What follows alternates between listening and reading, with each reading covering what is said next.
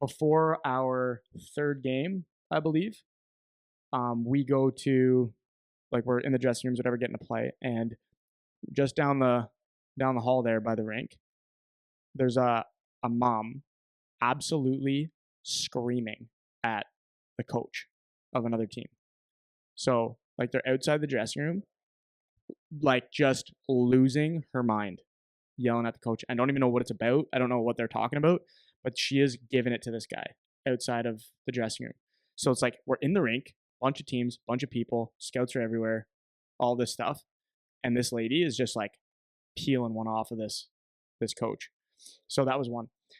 Second one was we're watching another game, and the one team comes off the ice, and one of the players walks off, and maybe he like had gotten hurt or something during the game. I don't know what happened, but the dad goes right to the kid like as he takes a step off the ice after the game. The kid's dad goes like right to him and does like the like, "Oh, are you okay? Like what happened?" Like checking up on him and all this stuff. So that was two. So those two like parent interactions were like glued in my head from that weekend. Because we talk about this stuff a lot. Well, Like it happens on a regular it happens all the basis. time. Yeah. So I'm looking, I'm like, what? First of all, for the mom that's screaming at the coach, like, what would possess you to do that? Number one, like, just not the time or the place, even if you have whatever to say. Because there was no indication that something really significant had happened that would warrant that kind of behavior. And then the flip side of it was the other dad going to like right away coddle his kid as the second he takes a step off the ice. So two things kind of came to mind.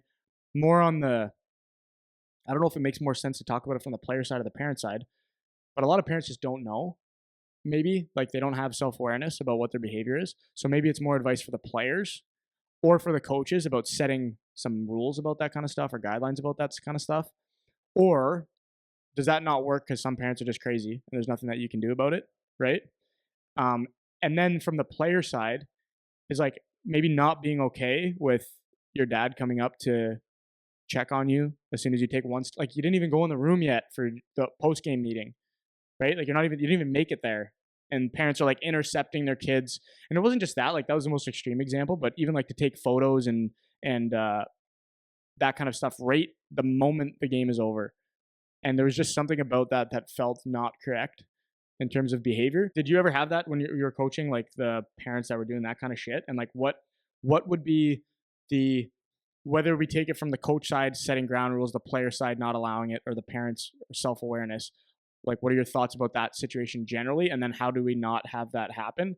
Because, like, am I wrong thinking that that's just not a good thing? First of all, maybe I'm off.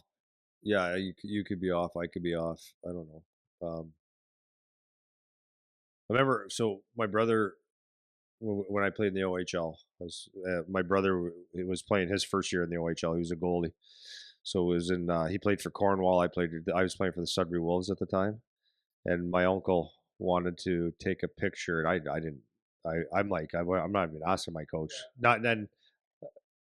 Anyways, he wanted to get us at center ice and take a picture before or after the game, and I think I don't know if he asked me, but I was like, I'm not even going to ask my coach. But he might have put a request into the team, and they may have said yes or no. I don't know. But when they asked my brother's coach, Orville Tessier was his name, he lost it on him. So there's no chance he's getting a picture. So like that's old school hockey. But you'll see a lot of times now in games where a brother will play against a brother, cousin. It's a lot more social media, and they get pictures, and maybe that old school thing is gone. I don't actually see the harm in it, but like my true feelings at the time were, I didn't want to take a picture with my brother before or after the game because like it was a hockey game, but that's kind of old school. So I just I don't think I don't have a feeling towards it, but I don't like making a spectacle of things anyways. It's not a spectacle, but I just like That's a good point, though. I think the but I'm not like sorry I'm not yeah, cutting you off, but I'm not like I don't have photos. I have a couple of pictures on here. I don't take pictures. I don't care. Like so that kind of stuff doesn't really get to me anyways. It's not important to me.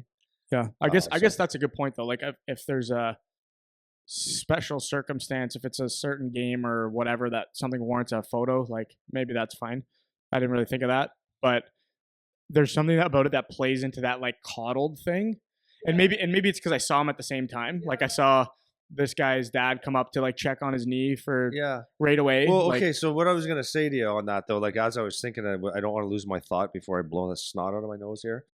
Is is you know what I've actually learned to um, learn to over the last especially a few years is and when I ran into my old ex teammate, I told you I ran into Terry Chitteroni last week, right? So, anyways, we had a good conversation the other day about the OHL and teams and culture and all this kind of stuff. And he's old school, tough as nails, whatever. And he said exactly what I say all the time. But it's so refreshing to talk to you, um, and a few other people. But he goes, it's refreshing to talk to you because you played and you actually understand. He goes, I can't talk to people in hockey. He goes, like it's just I just they don't know because they don't know the game, right? Like so you get frustrated. But what I my point to that is that I've come to the point in my life, I think, where I just not accept, but I just you go you just do you. Like even with the podcast, like I read when the odd time when I read the comments, I go, "What are you commenting about? I don't understand. Like that's not even what we were talking about." Or that it's right out of context. But I'm like, you just go be you. You do you, and I'm gonna do me, and whatever happens, right? So like when I see it used to bother me because, of course, when I'm training a kid and I'm teaching them principles of hockey, like for example, let's just use the one that we've used the last week or two is like, not showing weakness necessarily in being injured. Like, so people say, well, if you're hurt, whatever they say. But we were just teaching them is we're the point that what I was trying to say to my kids is like you're most of the time you think that you're injured or hurt, you're not, and if you are, you'll know, and then you can't get up, so then you can go and get then we'll do the appropriate measures to make sure that you're taken care of. It covers my ass, covers yours. So people get all bent out of shape. It's like you do you then. That's all you do you. So like the guy that came off and his son was he said took one step off the ice and he said he had him. It's like, I look at that and I go, dude, let the kid like at least shake it off or don't make like to me that might make it worse. But maybe that kid had a knee injury before. Maybe like I'm just yeah, saying. No. I know what you're saying. There's all the other side of the fence, but maybe and maybe this um, maybe the guy's got issues and he needed to go hug his kid or something, or he is just maybe he had an injury and he wanted to make sure he was good. Maybe he's had a had a hard time in life and his dad thinks he needs to give him a hug, or maybe his dad is just so overprotective. And there's a lot of people like that. There's a lot of people like that, man.